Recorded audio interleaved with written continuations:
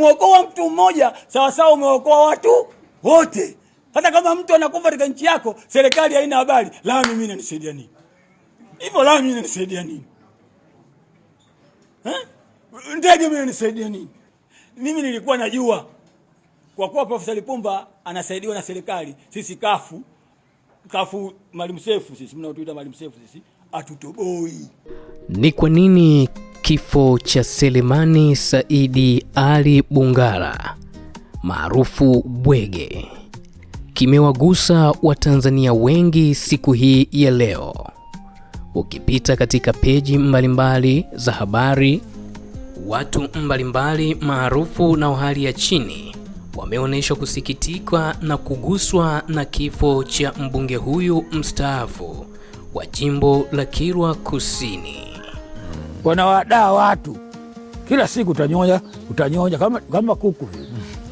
Utanyonya kesho, waongo watali. Kipindi cha utumishi wake akiwa mbunge tangu mwaka 2010 hadi 2020, Mheshimiwa Selemani Bungala alisimama kidete kuwatetea wananchi wa Tanzania katika nyanja mbalimbali, iwe ni kwenye sekta ya maji, umeme, afya na katika misingi ya utawala bora ndani ya nchi yao ya Tanzania.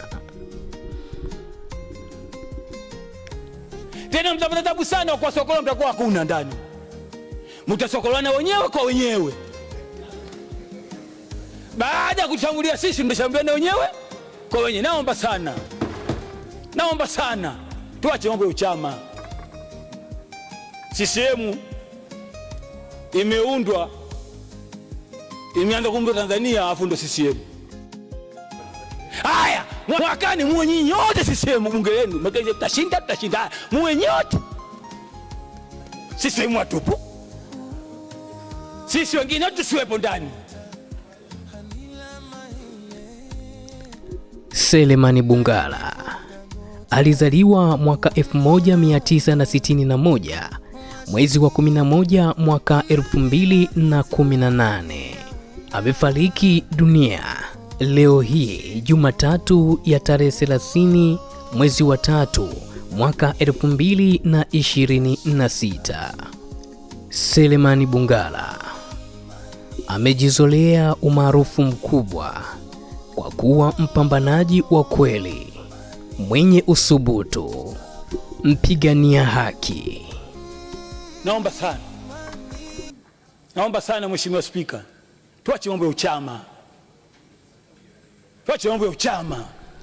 Selemani Bungala amekitumikia chama cha CUF akiwa mbunge awamu zote mbili. Alihamia chama cha ACT akitokea chama cha CUF, na kabla ya umauti kumkuta tayari alikwisha tangaza nia yake ya dhati ya kuhamia chama cha Chadema.